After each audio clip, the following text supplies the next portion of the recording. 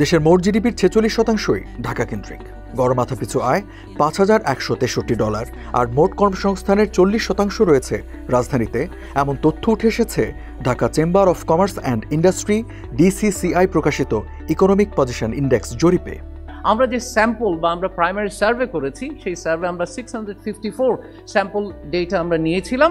সেখানে 365 ছিল manufacturing sector and 289 ছিল আমার service sector from the Dhaka, from the different zone. আমাদের এই সার্ভেটা আমরা কন্ডাক্ট করেছিলাম 2025-এর ফার্স্ট কোয়ার্টারে, ফেব্রুয়ারি মার্চে।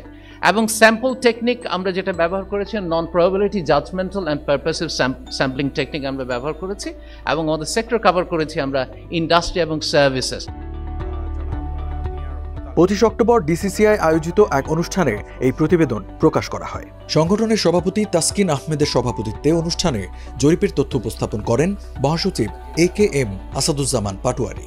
জরিপে বলা হয়েছে, দেশের গড় মাথাপিছু আয় যেখানে $2,820, সেখানে ঢাকার মানুষের গড় মাথাপিছু আয় $5,163। 2024 সালের শেষ সময়ে এসে লাস্ট কোয়ার্টারে আমরা দেখলাম যে ঢাকা ভিত্তিক বাংলাদেশের অর্থনীতি অনেক ক্ষেত্রেই, আমাদের যদি ট্যাক্স জিডিপি রেশিও দেখি, প্রাইভেট সেক্টর ইনভেস্টমেন্ট দেখি, সব কিছুতেই, ইভেন বিদেশি কোনো ডেলিগেশনে যদি বাংলাদেশে আসে, they first prefer to meet the business community, business leader base in Dhaka. ত্রৈমাসিক ভিত্তিতে দেশের সামগ্রিক অর্থনৈতিক কর্মকাণ্ড মূল্যায়নের লক্ষ্যে করা এই EPI জরিপে উৎপাদন, বাণিজ্য, রপ্তানি, কর্মসংস্থান ও বিনিয়োগ সহ নানা খাতের তথ্য তুলে ধরা হয়েছে। DCCI জরিপে দেখা যায়, শহরে জনসংখ্যার 32% এবং দেশের মোট জনসংখ্যার 11.2% বসবাস ঢাকায়, যা এশিয়ার মধ্যে সর্বোচ্চ। এছাড়া দেশের মোট রপ্তানির 40% আসে ঢাকা থেকে। আমাদের ইন্ডাস্ট্রির যেই রিজনগুলো আছে, সেগুলো 40% আমাদের কান্ট্রি যেটা এক্সপোর্ট হয় তার অধিকাংশই কিন্তু এই ঢাকা এবং ঢাকার অ্যালাইড এরিয়া। আমরা ঢাকা জেলার কথা বলছি, এখানে ঢাকা বিভাগ না, সম্পূর্ণ ঢাকার কথা। সংগঠনটি জানায়, উৎপাদন খাতের প্রায় 56% নিয়ন্ত্রণ করছে 365টি প্রতিষ্ঠান, সেবা খাতে 289টি প্রতিষ্ঠান এবং পোশাক খাতে 214টি প্রতিষ্ঠান নিয়ন্ত্রণ করছে 58.6%। অনুষ্ঠানে বক্তারা বলেন, দেশের অর্থনীতির প্রায় 80%ই নির্ভর করছে অপ্রাতিষ্ঠানিক খাতের ওপর। তারা এই জরিপে কৃষিখাত অন্তর্ভুক্ত করার পরামর্শ দেন। যে বাংলাদেশের অর্থনীতি কিন্তু ইনফর্মাল সেক্টরের উপর দাঁড়িয়ে আছে বলতে গেলে।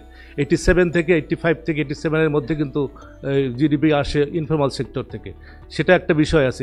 এবং এখানে ইনফর্মাল সেক্টর খুব কম আসছে। পাশাপাশি এগ্রিকালচারকে বাদ দেওয়া হচ্ছে। আমি জানি না, যদি শুধু ইন্ডাস্ট্রির উপরে করা হয়, ম্যানুফ্যাকচারের উপর করা হয়, তাহলে এটা হতে পারে। কিন্তু বাংলাদেশে আমরা কোভিডের সময় দেখেছি যে এগ্রিকালচার কী একটা ভূমিকা রেখেছে। সুতরাং এগ্রিকালচারও কিন্তু আমাদের একটা বেসিক একটা সেক্টর, কিন্তু এটার ব্যাপারে আমার মনে হয় যেটা চিন্তা করা উচিত। ফাইন্যান্সিয়াল সার্ভিসের ক্ষেত্রে ব্যাংক সেক্টর এসছে, কিন্তু ইন্স্যুরেন্স আর অন্যান্য যে সমস্ত ফাইন্যান্সিয়াল সেক্টর আছে, সেই ইস্যুগুলো কিন্তু এখানে সেভাবে আসেনি।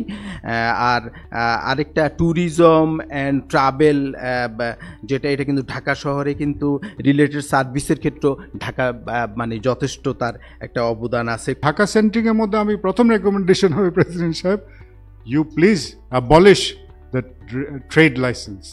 আমি টাকা দিতে রাজি, আমরা ব্যবসায়ী যারা আছে, আমরা কিন্তু প্রতি বছর ট্রেড লাইসেন্সে যে 50,000, 60,000, 30,000 টাকা দিব, আমরা অটো ডেবিট করে আমাদের অ্যাকাউন্ট থেকে আপনারা নিয়ে নেন। বাট আমি পেপার প্রসেসে বা এই যে আমার প্রতি বছর রিনিউয়াল করতে হবে, এই প্রসেসে যেতে চাই না, অনেক ঝামেলা। দ্রুত পরিবর্তনশীল অর্থনীতিতে সময়োপযোগী ও তথ্য নির্ভর নীতি নির্ধারণ এখন অত্যন্ত জরুরি বলেও মন্তব্য করেন বক্তারা।